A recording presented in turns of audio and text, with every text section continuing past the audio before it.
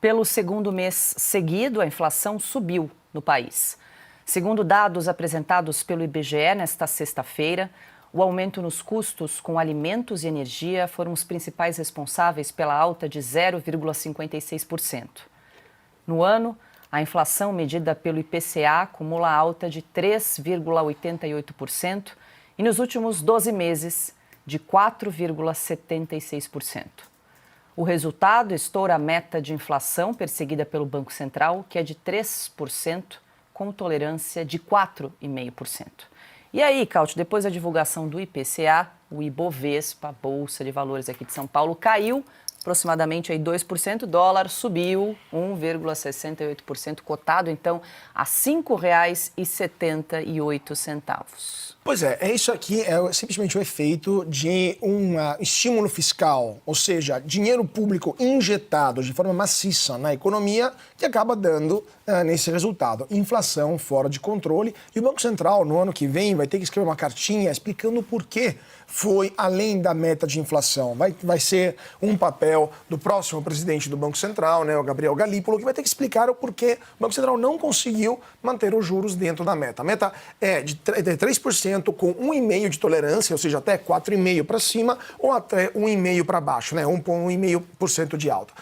Vai ser cerca de 4,80% mais ou menos. Então, 0,30% a mais do teto da meta, ou seja, além daquilo que é permitido. O Banco Central vai ter que explicar o porquê e vai ter que tomar medidas. E essas medidas são muito simples. Vai subir juros. O seu carnezinho, quando você compra a máquina de lavar louça, quando você compra a frigideira, vai ficar mais caro por causa dessa política desastrosa do governo Lula de tentar entuchar um crescimento com dinheiro público, com containers de dinheiro público na economia. É isso, o resultado é muito simples. A inflação que não para de subir. Então vai ter inflação de alimentos, vai ter inflação de energia, que são aquelas que atingem mais as camadas mais pobres da economia, e mesmo assim o governo não entende que chegou a hora de cortar os gastos públicos, chegou a hora de colocar as contas públicas em dia. E mesmo assim não fazem anúncios para colocar as contas em ordem e estão pensando em aumentar o salário mínimo acima da inflação no ano que vem de 2,5%. Ou seja,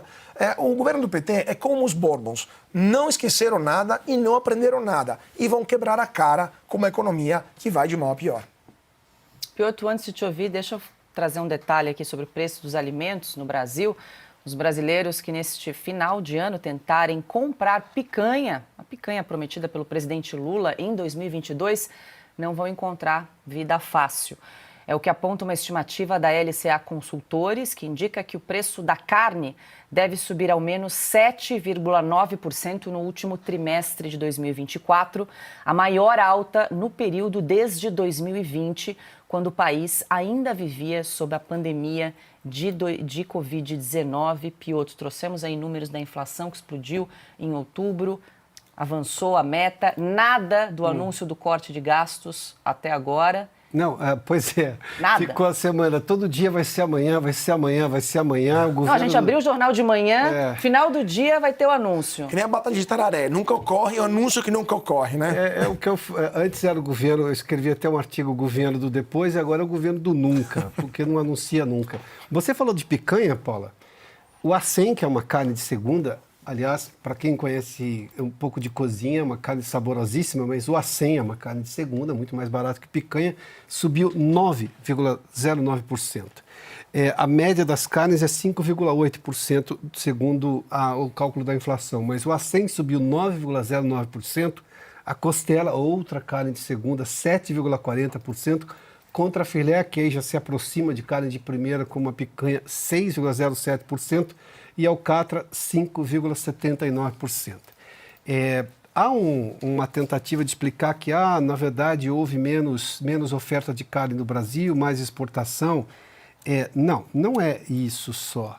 Não é isso só. Você tem hoje, neste momento, uma oferta que pode ser reduzida, porque você tem, vamos lá, um governo que chama o agro do quê mesmo? De fascista. De novo, essa lenga-lenga.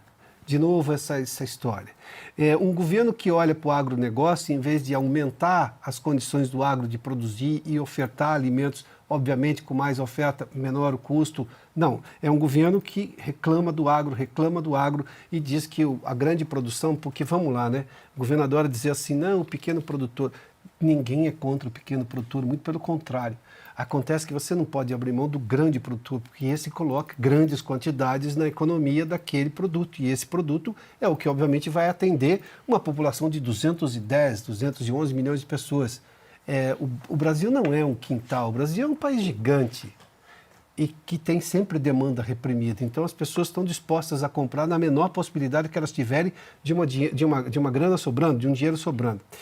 E aí você começa a chegar a esse ponto de um governo que gasta demais, você pressiona o dólar, obviamente que parte da exportação passa a ser interessante para o produtor, ele direciona, porque isso é uma lógica de economia livre, e você começa a ter problemas aqui no Brasil. As DNAs do governo Lula estão nessa inflação assim, o DNA não, todas as digitais dos 5 dedos, os 5 dedos estão todos ali. Qualquer dedo ali abre a porta da inflação brasileira, dos dedos do governo Lula, óbvio. Não é tudo por digital agora? Então, qualquer um dos dedos. Você vai lá e põe, os 5 dedos estão lá. E o resultado, o sintoma mais claro disso tudo, né, desse desastre, é isso aqui.